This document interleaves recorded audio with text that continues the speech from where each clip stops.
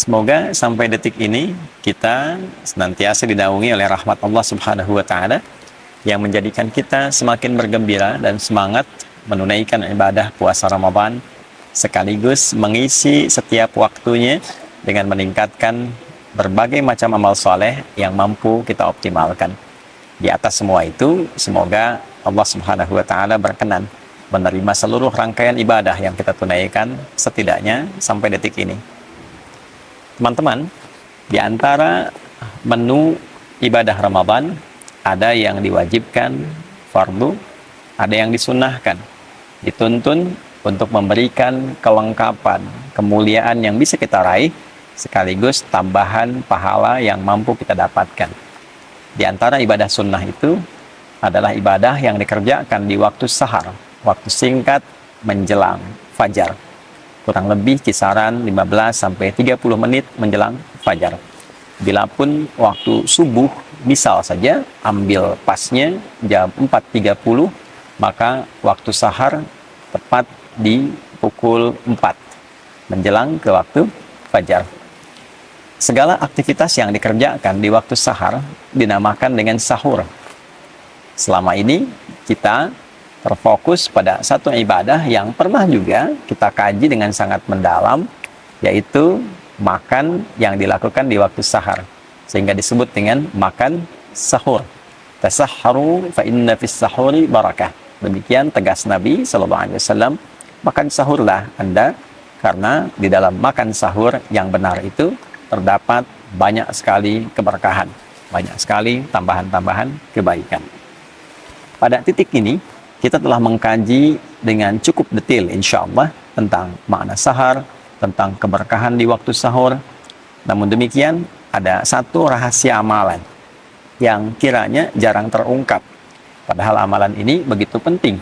Bukan hanya dapat mengantarkan kita pada cinta Allah Subhanahu wa taala, pada keridhaan Allah Subhanahu wa taala, pada rahmat dan surganya Allah Subhanahu wa taala. Lebih dari itu, saat kita di dunia, amalan ini bahkan dapat menghadirkan beragam jenis kemudahan dalam berkehidupan. Baik itu rizki, kedamaian, ketenangan, hingga berbagai macam keringanan dalam beraktivitas dan solusi dari semua persoalan yang mungkin kita hadapi dalam berkehidupan. Teman-teman, amalan itu adalah istighfar. Amalan itu adalah istighfar. Di dalam Al-Quran ada beragam ayat yang kita dapat temukan yang menunjukkan amalan istighfar yang dikhususkan waktunya di waktu sahar. Jamak dari kata sahar adalah ashar. Kata ashar pertama kita temukan di antaranya dalam Al-Quran surah Ali Imran di ayat yang ke-17, ketika Allah Subhanahu wa taala menyifati kalangan orang takwa. Jadi di ayat 15-nya kita mendapatkan sifat-sifat orang takwa. Qul a'unabbi'ukum bi khairin min dzalikum lilladzina taqaw inda rabbihim. Muhammad SAW viralkan kepada orang-orang yang kehidupannya fokus mencari kemapanan dan kenyamanan dunia. Pengen mendapatkan limpahan dari harta benda, emas, perak, kalau sekarang mungkin uang, aset, dan sebagainya. Pengen punya kendaraan yang mewah, pengen punya lahan yang cukup luas, pengen punya hewan ternak, kebun, dan sebagainya. Di atas semua itu viralkan ya Muhammad SAW, ada anugerah yang sangat istimewa, yang sangat agung, yang Allah berikan khusus pada orang-orang yang bertakwa. Nah, apa hadiah yang Allah berikan itu?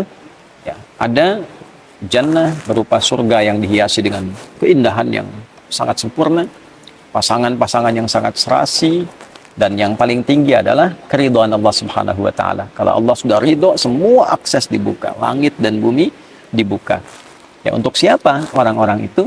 Ya, di antaranya adalah orang-orang yang disifati oleh Allah Subhanahu wa taala dengan kata ibad, yang ibadahnya sangat luar biasa, yang pendekatan kepada Allahnya luar biasa. Dan di ayat ke-16 disebutkan komitmen orang ini sampai berkata, mereka memohon kepada Allah ampunan yang pertama kali. Alladzina yaquluna rabbana innana amanna faghfir lana dzunubana. Ya Allah, kami berikrar bahwa kami beriman kepadamu, maka dengan iman ini mohon ampuni dosa-dosa kami. Ya, ampuni dosa-dosa kami. Jadi yang didahulukan oleh Allah ternyata amalannya adalah permohonan ampunan. Nah, ketika mereka ingin mempraktekkan itu, di ayat ke-17-nya disifatilah dan digabungkan sifat ini dengan 4 amalan utama. As-sabirina, was-sadiqina, wal-qanitina, wal-munfiqina. 4. Yang kelima, wal-mustaghfirina bil ashar. Jadi ternyata ketika mereka ingin memohon ampunan pada Allah Subhanahu wa taala, yang paling utama waktunya diletakkan oleh Allah Subhanahu wa taala di waktu sahar, waktu singkat menjelang sahur. Wal mustaghfirina bil ashar. Ada orang-orang takwa yang diantara agenda berkehidupan mereka, mereka khususkan waktu sahar itu sebagiannya untuk khusus memohon ampunan Allah Subhanahu wa taala. Mereka khusus untuk istighfar di dalamnya. Ya, bukankah puasa melatih kita untuk dapat meningkatkan takwa? Bukankah puasa mengajak kita untuk menjadi pribadi yang lebih bertakwa? Nah, di antara menu takwa itu salah satunya adalah memperbanyak istighfar. Di antara waktu istighfar yang paling baik itu adalah di waktu sahar.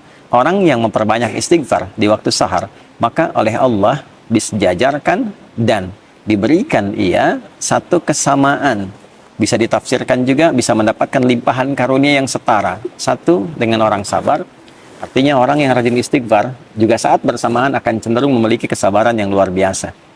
Yang kedua, dengan qanitin. Pertama sabirin, kedua qanitin. Orang yang ibadahnya itu khusyuk. Orang yang rajin istighfar, orang yang menggerakkan istighfar dalam hidupnya, itu semakin menggerakkan kekhusyuan dalam ibadahnya. Jadi ada irisan antara kekhusyuan dengan istighfar. Semakin rajin istighfar, semakin dekat dengan Allah, semakin khusyuk ibadah. Kemudian juga lebih daripada itu, wassadiqin. Orang-orang yang membenarkan risalah yang Allah tetapkan, yang Nabi ajarkan, di saat yang bersamaan dia mengamalkannya. Nah, itu shadiqin namanya. Dia yakin ketika Allah berfirman, misalnya, ya, waqimus sholat, tunaikan sholat. Dia yakin sholat itu ada kebaikan, kebenaran, saat yang bersamaan dia kerjakan juga. Karena ada orang yang paham Islam itu benar, Islam itu bagus, tapi tidak mau berislam. Ya. Ada orang yang paham sholat itu benar kok, mendekatkan diri pada Allah, tapi nggak sholat. Nah, ini tidak masuk dalam kategori shadiqin. Shadiqin itu yang membenarkan sekaligus mengamalkan. Kemudian setelah itu munfiqin, ya, yang gemar berinfak, gemar berinfak. Karena itu ada korelasi antara istighfar dengan peningkatan harta benda. Dan peningkatan harta benda yang diawali dengan istighfar nanti arahnya ibadah, bukan mewah. Bukan saya punya harta untuk membangun dunia, bukan. Ya, dunia itu akan ikut, tapi kemewahan yang didapatkan itu untuk mengisi ruang-ruang akhirat yang telah Allah siapkan untuk kita. Itulah sebabnya kalau kita ngaji di Quran surah Nuh misalnya ayat 10, ya, maka kita dapatkan faqultu astaghfiru rabbakum innahu kana ghaffara. Ya, Nabi Nuh mengatakan, saya menyampaikan pada umatku, kalian banyakin istighfar. Kalau sudah banyak istighfar, Allah punya sifat memberikan ampunan bagi hamba yang senang istighfar. Sifatnya disebut Ghaffar. Kalau Allah sudah berikan ampunan, apa yang terjadi? Yursilis samaa'a 'alaikum bidrara wa yumdidkum bi amwalin wa banina. Ya. Jadi Allah akan kirimkan, curahkan banyak rahmat. Yang kering, tandus, hujan dikirimkan supaya gembur kembali. Jadi kalau ada yang tandus, yang kering, tidak berkembang, nah salah satu amalan zikirnya dalam Quran tuh banyak istighfar. Tobat semua penduduk, minta ampun sama Allah, nanti Allah turunkan hujan. Ya, makanya di antara istisqa itu kan ada kaitan dengan istighfar. Kemudian wa yumdidkum bi amwal wa banin, harta oleh Allah dilimpahkan, keturunan oleh Allah disejahterakan. Karena kalau sudah istighfarnya bagus, dekat dengan Allah, dinilai pandai mengelola kehidupan. Harta dititipkan, berapapun banyaknya pasti benar. Digunakan ibadah, gunakan infak. Ya. Nah, makanya kalau ada orang diuji oleh Allah, ingat itu ujian loh, dihisab. Ya. Diuji dengan kekayaan, nah, itu bukan untuk menaikkan dan mengupdate status secara sosial. Bukan kebanggaan dulu yang dibawa, kaya nih, bisa mengatur ini, itu. Tidak. Sama saja dengan titipan ilmu, titipan tenaga, kedudukan, itu modal untuk ibadah, instrumen ibadah. Kalau dengan ditambah belum dekat, ditambah belum bisa ibadah, nanti mesti hati-hati, ya. Nanti bisa berganti menjadi istidraj, itu bahaya. Ya, penambahan harta yang tidak mampu mendekatkan diri kepada Allah. Jadi istighfar itu kalau benar dikerjakan memudahkan datangnya rezeki. Ya, mensejahterakan keluarga, wa anhar, punya aset yang baik-baik. Nah, maksudnya apa? Kalau sudah bisa itu, kembali ke Ali Imran tadi, wal munfiqin, dia bisa infak dengan itu. Ya. Jadi istighfar yang kita kerjakan ternyata mendekatkan kita pada rahmat Allah, ampunan Allah, mendapatkan kemewahan hidup di dunia, mendamaikan suasana hati, dan dikerjakannya kapan? Ya, bil ashar, di waktu-waktu sahar. Kalau kita dapatkan itu di Quran surah ke-51 misalnya, ayat 18. Itu kan rangkaian dari 15 ke 18. 15-nya menunjuk amalan orang takwa. Innal muttaqina fi jannatin wa 'uyun, akhidina ma atahum rabbuhum, ya innahum kanu qabla dzalika muhsinin. Kanu qalila minal laili ma yahja'un. Sampai 17. 18-nya wabil asharihum yastaghfirun. Sungguh kata Allah, ada orang takwa yang saat ke akhirat itu nanti tempatnya dia berada di taman surga yang indah sekali. Ya, mereka itu orang-orang ihsan saat di dunia. Ihsan itu menjadikan semua kegiatan sebagai ibadah. Di hadis Muslim nomor hadis ke-8, anta'budallaha ka'annaka tarah, fa illam takun tarahu fa innahu yarah. Engkau menjadikan semua kegiatan sebagai ibadah karena Allah. Makannya ibadah, minumnya ibadah, kan? Kemudian juga bekerjanya sebagai ibadah. Jadi hukum Allah dijaga karena ibadah. Ya, kalau kerja nggak korupsi, nggak nyogok, kalau kuliah ujian nggak nyontek, gitu kan? Perbaiki diri dengan baik. Nah, apa cirinya orang ini? Ternyata yang pertama, kanu qalilan minal laili ma yahja'un. Mereka itu satu berlatih dengan banyak tahajud. Ya. Nah, puasa melatih kita malamnya bangun kan? Tarawih itu kan latihan dasar untuk bisa tahajud malamnya. Lalu dari malam itu ke tahajud, selesai tiba sahar, setelah itu kan tiba fajar. Nah, di sahar wabil asharihum yastaghfirun. Mereka mengkhususkan waktu sahar itu ya untuk istighfar, Nah, ternyata puasa la'allakum tattaqun meningkatkan kekuatan takwa kita. Di antara amalan takwa itu adalah salat malam dan istighfar di waktu sahar. Jadi kesimpulannya teman-teman sekalian, sahur itu ada banyak keberkahan yang bisa diraih. Di antaranya makan sebagai sunnah Nabi SAW. Bagi orang-orang yang menginginkan lebih, sahur plus. Apa plusnya?